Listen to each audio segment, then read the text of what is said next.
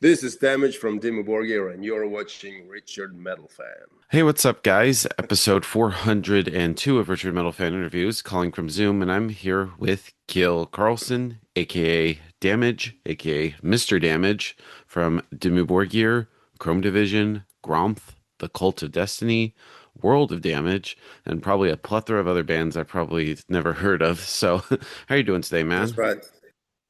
Sorry, what did you say? So, how are you doing today? Thank you. I'm doing great, man. Thank you. And you? Not too bad. It's about 4 in the morning here in North Atlanta, Georgia, in the US of A. How is it over in Norway? Yeah, it's like 10 o'clock, man, and the weather is great, as you can see. Yeah, I'm wearing a shirt and shorts, and that's not very common here in Norway. yeah. But it's great to be able to have you here. So, kind of the format is I want to talk about like your musical history and sort of do like a rundown of your discography, but take me back to Young Damage. So, growing up in Norway, what were like the first bands that got you into metal and what made you want to start playing guitar? I have four siblings. So, and my oldest brother, he loved AC/DC and showed me a concert. It was from, the Live in Paris, 1979. And I remember I saw Angus Young doing these. He had his pause when he had the oxygen mask on his face, and standing backstage there and just doing like this, and then running out on the stage again, and people were crazy. And I thought, oh, that's what I want to do. So I started playing like piano when I was 6 and guitar around 8, 9. And always just wanted to play all kinds of music, rock and roll, classical music. And it always went back to rock because it's fun. Uh, yeah. So that's when I started and I just never quit. Cool. And I was like doing my research. I believe one of your first bands was Violent Power. So tell me about that. Like I'm digging deep. Like nobody talks about this stuff. Violent Power?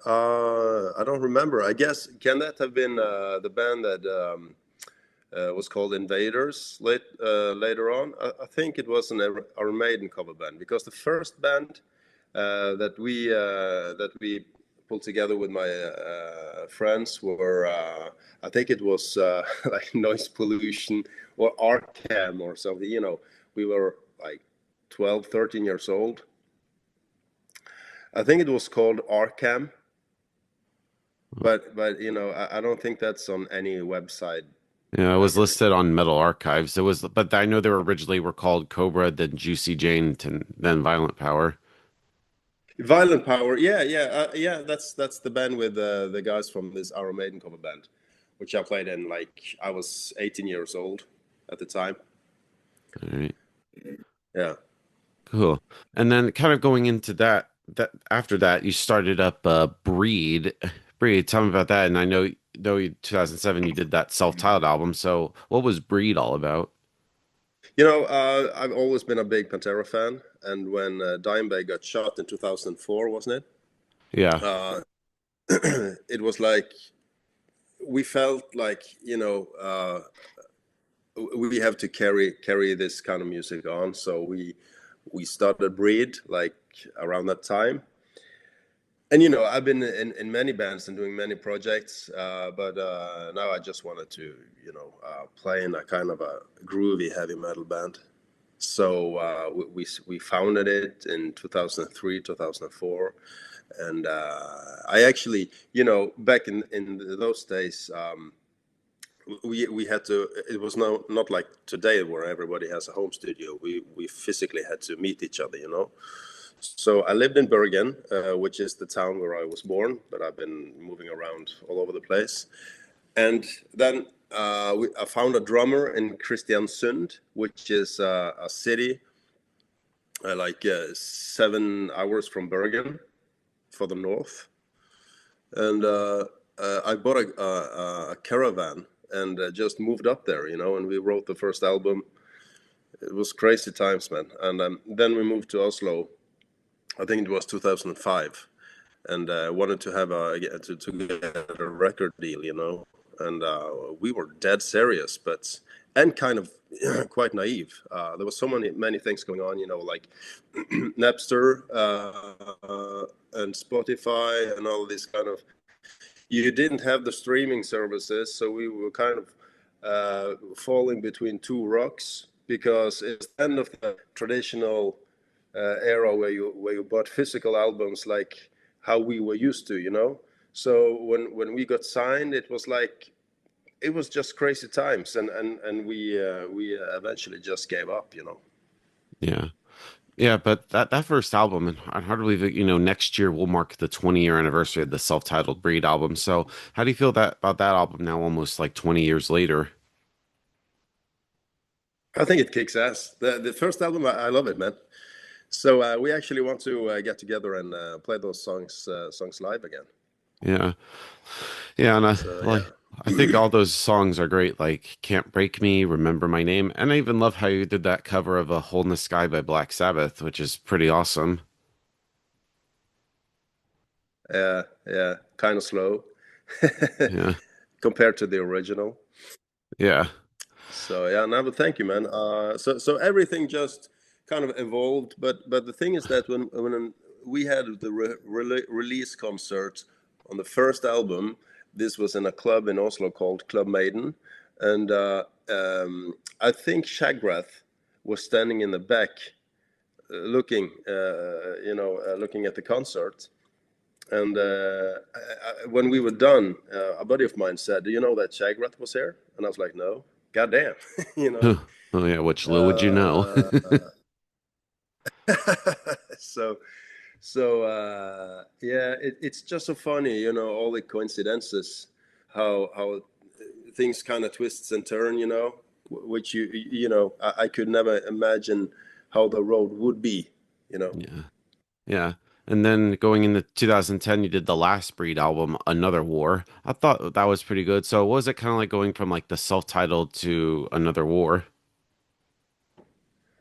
Yeah, we had written a bunch of songs, and we just thought, the funny thing is that when we were writing the first album, we were just, youngsters, hanging around making the music that we wanted to play.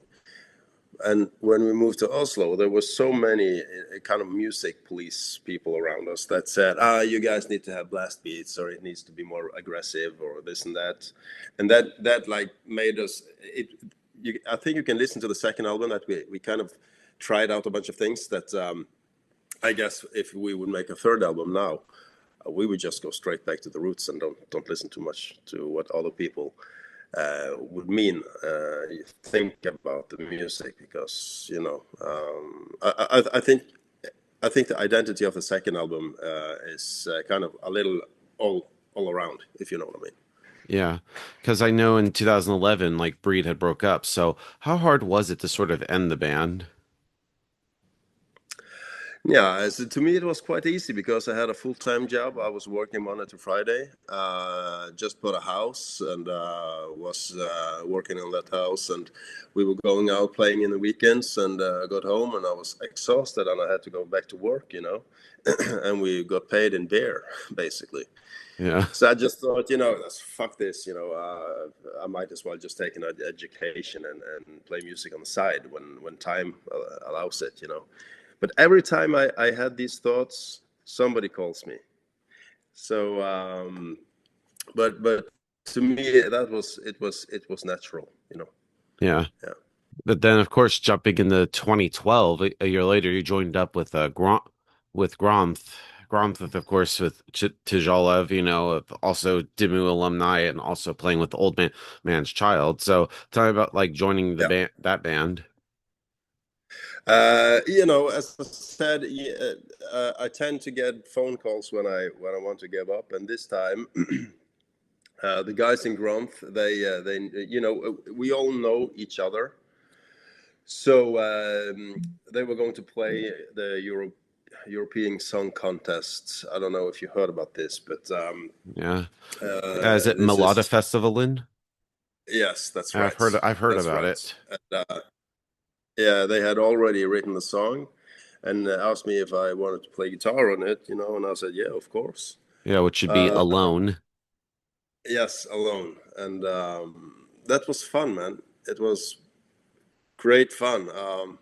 We actually won one of the semifinals, and we got to the final, and we had so much fun. It was fun times, man. And but that was it. And then we were supposed to play live, but I don't remember how it all went. But I didn't play any live shows with them after this contest, and I guess because at that time I also had joined Chrome Division.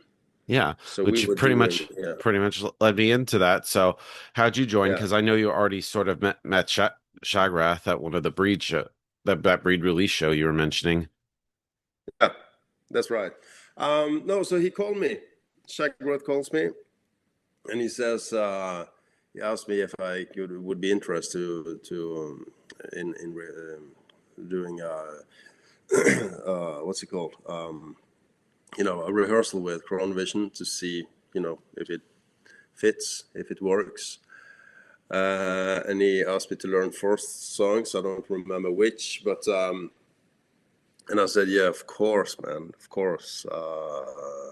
And I was shivering, God damn, I'm gonna play with this legend. And I can remember, so well because Chronovision and Dimmu Borgir rehearses, we have the same rehearsal place. So I went down there, of course, down to a cellar. It's black metal.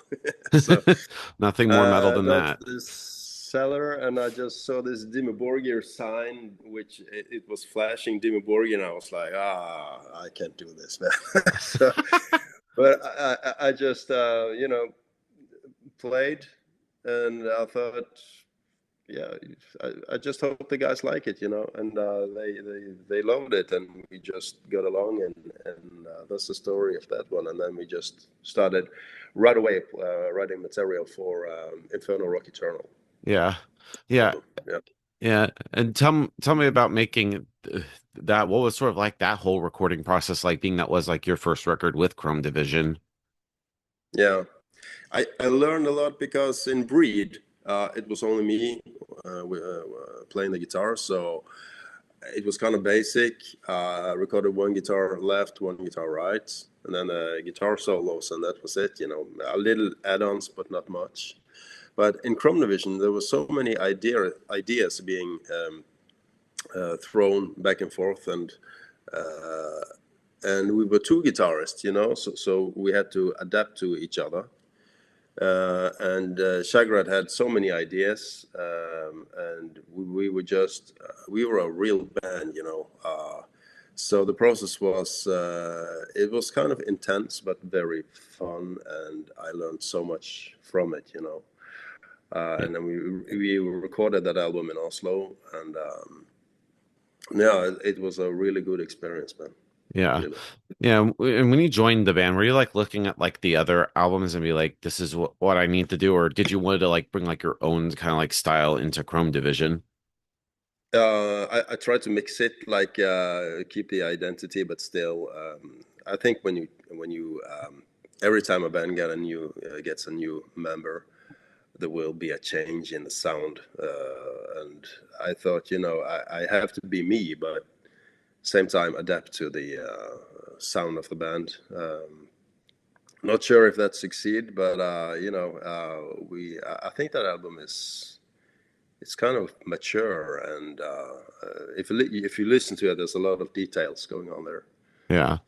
Uh, Yeah. Cause I remember first hearing Chrome Division. I'm like, damn, this sounds really good. It definitely reminds you a lot of like Motorhead in a way. yeah, it does Yeah. really. So NASA, and we want to release a new album as well, but now there's so many projects going on, and So I many can feel projects, so little time. so many projects, so little time, and we're all grown ups now. We can't live at home anymore, so there's all these adult things that we have to do. the boring things. Yeah. So, but there will come an album with Chronovision, and there will come an album with Breed. But Yeah. now we just released the album with Dimmu. So Yeah, which we'll get there in a moment. yeah. Yeah, but then kind of going into like 2018, you did the last Chrome Division album, One Last Ride, which kind of the title being ironic because some people would think this would be the last album. So tell me about making that. Yeah. We've always been creative and making music, but there was so many things going on in the band, and it was like, again, I can't remember, all that happened, but because Infernal Rock Eternal, that was the last album with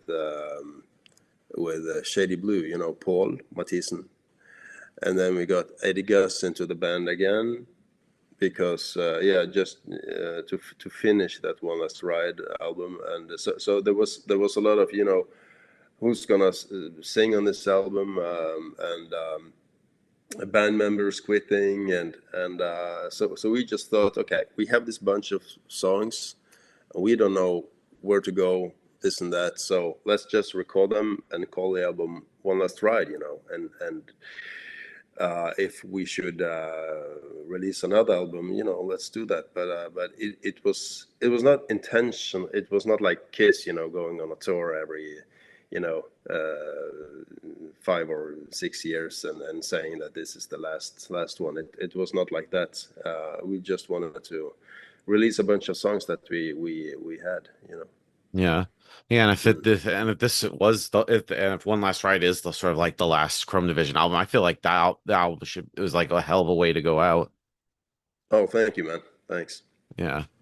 Yeah, then of course, jumping into 2020 during the pandemic era, you started up the Cult of Destiny, did that self-titled album in November of 2020. So tell me about that. Like, how did that project come to be? That was Eddie Gus. Just he had, he's so creative. He can write an album in 4 hours.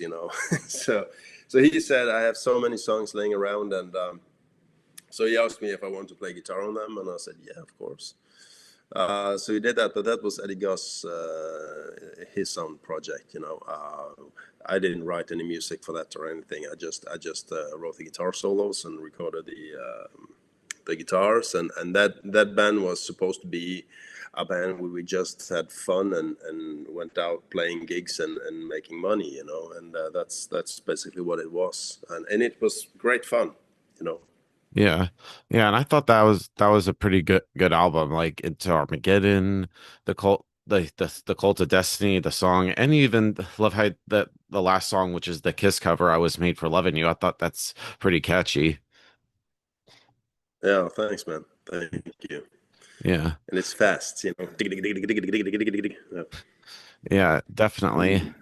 And then going into 2021, I guess you could say this is kind of almost in a way a solo album, World of Damage by you. So what was that like making like kind of like your own kind of like solo album?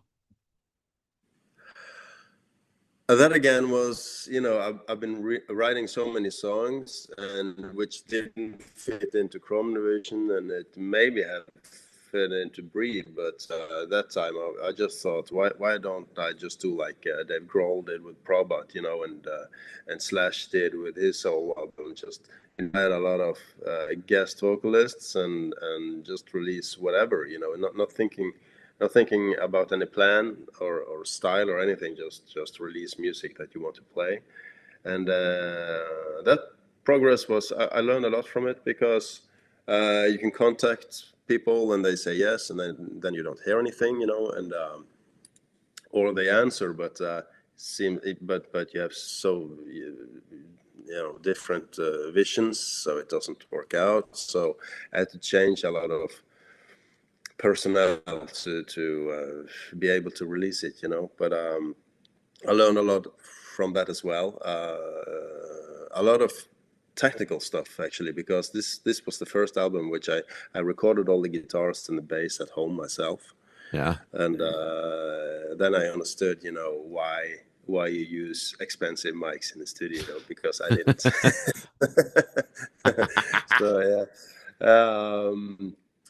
yeah. So and I released it, and it was so cool for me to be able to work with Roy Khan, from Camelot and Conception. Yeah, That legend. was cool. Yeah. Yeah. And I know you also, of course, play guitar and you also play bass. So what is that like? Because I always ask like musicians, like when they play like different instruments, is that almost in a way kind of like express like different sides of them, like creatively? To me, it was just, I had my home recording studio, so I just thought, why, instead of having to learn another bass player the music, just do it myself. And it was just so, it felt so naturally to do it. So I just did it that way. But I think now when I look back to it, I think maybe adding a bass player which really can play the bass would have added a little, extra dimension to it. But because when guitarists play bass, it tends to go on the root, on not so, it's just like if it's in a D, you just play D, It's so yeah. But maybe I will release another album and rent a bass player for it. I don't know. Yeah. Yeah. Yeah. But I love how on the album you have like different like vocalists. Like I know you of course you have Shagrath and Eddie Goose, but you also worked with Bjorn from Soilwork, Chris Clancy, now playing with As I Lay Dying, of course Roy Khan. So what is that like like having like different like singers on different songs? Mhm. Yeah, I just wrote the song and then I thought, I need aggressive vocals on this one, and Bjorn would sound great, So I just contacted him, and he's yeah, of course. And then I had this ballad, and I knew what Chris Clancy was capable of, and I sent him a message, and he did it, and he was so damn professional. And everybody was professional, but Chrissy just sent me a demo, and he said something like this, and I was like, yes, spot on, man. This is fucking great. So that was so fun, and I learned so much, and how, working with other professional artists, how fast they work and how they just get to the point. I learned so much, man, from that Nice. process. So yeah, it was just so cool. Yeah. Yeah. Is there any plans to do more World of Damage stuff? Because I know last year you did like the Testament cover DNR, which I heard is fucking badass. But is there any more like World of Damage music? I haven't planned for it. I think now I want to write music which fits into a band format so we can actually perform it live. Yeah. So as I said, we want to record a new Breed album and a new Crown Vision album, and yeah, just for bands for now, I think, so we can go out and play live. Yeah. And then Uh, I so know I know you also do session work because that same year in 2021 you contributed guitars with the with that Ilt with their album Urhat. Tell me about yeah, that because I know it's like Bjorn from Soilwork and also like Dirk Verbeuren also killing it with Megadeth and Carl Sanders yeah, from Nile. Like that's how'd right. you end up playing guitar on that? That's a buddy of mine, Roy Vesta. He writes film music for a lot of series, and you know, as I said, going back to the things with all coincidences, when I moved up to the west coast of Norway when we were writing the Breed album, that's when I got to know the people that knew Roy Vesta. So we ended up being buddies. And he wanted to release this album with Ailt, Urhat. And he just asked me, you can play guitar solos. Yeah, yeah, yeah, I can. Yeah. Wanna rip some on this one? Yeah, of course. And then I just, he mentioned who was gonna play the drums, and Carl Saunders, and I was just, oh my god, that's cool. So let's do it. Of course, I'm in, man. Yeah. And then, of course, last but certainly not least, and I saved the best for last because last year you ended up joining up with Dimmu Borgir. So, how did you end up joining the band? Because, of course, you know, sh obviously playing with Shagrath with Chrome Division. So, how did you end up joining up with Dimmu Borgir? As I said, we are all buddies, and we've known each other for a long time. And yeah, and we also share the rehearsal space together. And it started with me teching for Shagrath live. I was kind of not a stage manager, but I was teching for him. And then I did the guitars for Galder as well. Teching, changing strings and stuff, and setting up the gear. And I also learned all the songs just in case someone would get sick on tour. I could step in. So it was natural. Then Galder, he announced his departure in 2024, and then it was like, dude, are you ready? I think so. Okay, Yeah. let's do this. And Yeah. yeah, okay. You can't get this opportunity and say no. Yeah. That's ridiculous. Yeah. Just gotta grab the bull by the horns. Yeah, you do. And just do your best. So my philosophy to this is just get up in the morning and work your ass off. That's the only thing you can do. Yeah. Rehearse, prepare, and what the fans think. They have to think what they think, but it's when you're inside of a band, it's a lot of practical things. Okay, this guy quits, we need to get a new guy in. It's that simple. Yeah. Yeah. Were you kind of like nervous, like taking Galder's spot because those are some big shoes to fill? Yeah, I was very nervous about that, and I was thinking again, how do I do this? Should I try to blueprint him as well as I could, which is a very different task. But I think I just have to merge, like take take the albums from the 90s and take the newest albums, and try to do a thing between like Astenu and Galder and me, mix it all together, and take bits and pieces from each era, and just try to make something out of that. And at least that was what I thought when I was joining Dimmu, because a couple of old songs where Astani is playing all the leads, Tommy did his thing, and I'm thinking, yeah, okay, but what if I go more back to the roots there, and then add my own touch to it. I think that works pretty good, but I had almost no time to prepare because we were hitting the studio in 2024. So I had to learn all the songs that I had written, and same time come up with some ideas myself, and write the guitar solos and record the guitars in the studio. And then we basically, I think it was April, we had recorded the new album, April 2025.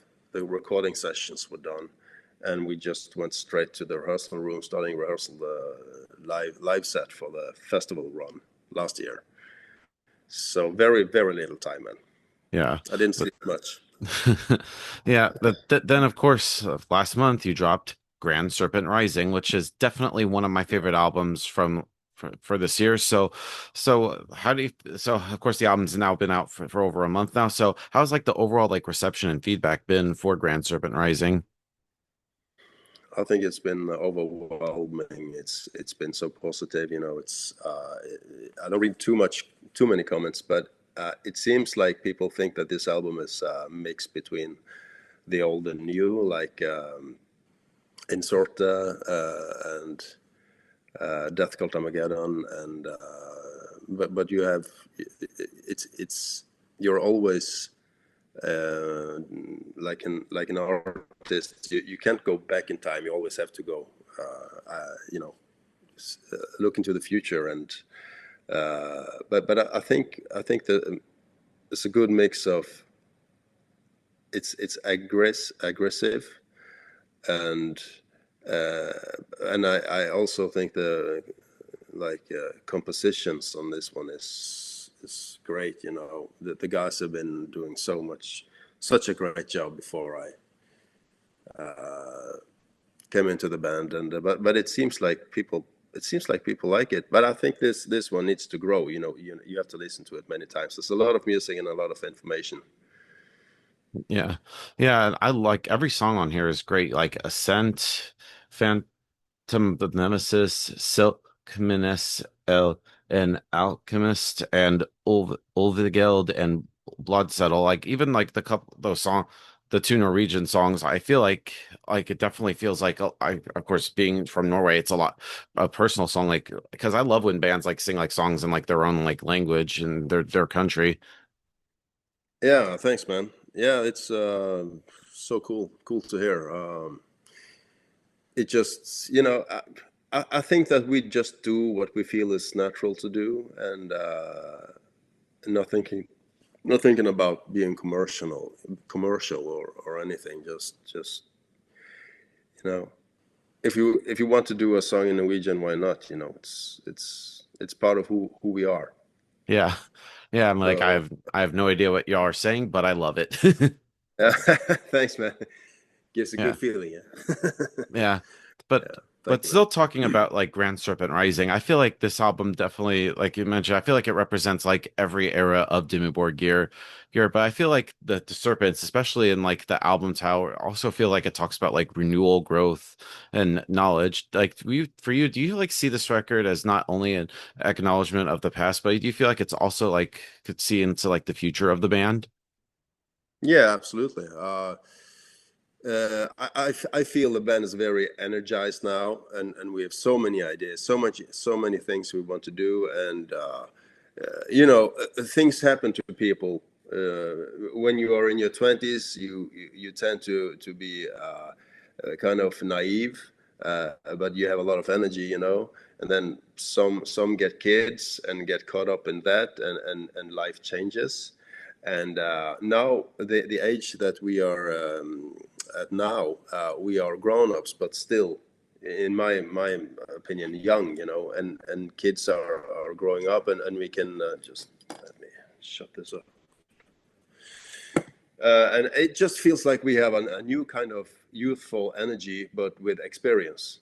So I think we're going to tour a lot, both 2026 and 2027, and then I think we're gonna do, going back into the studio and just you know play. Yeah, just don't take 8 years between albums. We'll try not to. But also, sort of in the end, to sort of wrap things up, what's next for Dimmu Borgir? I know you got the awesome US tour coming up with Suffocation, Hypocrisy, and Holder. Like, I will actually be seeing you up in Chicago, and me and some friends are road tripping from Atlanta, Georgia to Chicago to see you in August. There's just anything else with Dimmu that you would also like to plug in terms of other tours and stuff, if you're allowed to say. That's awesome, man. Looking forward to see you. That's gonna be cool. No, now this, I don't know more than what's out there on the internet. We're going to do the U tour, and then we're going back to Europe, and I guess we're all going to be sick. So lay on the couch for a week and just cough and get ready for the European tour, Yeah. which kicks off in October, and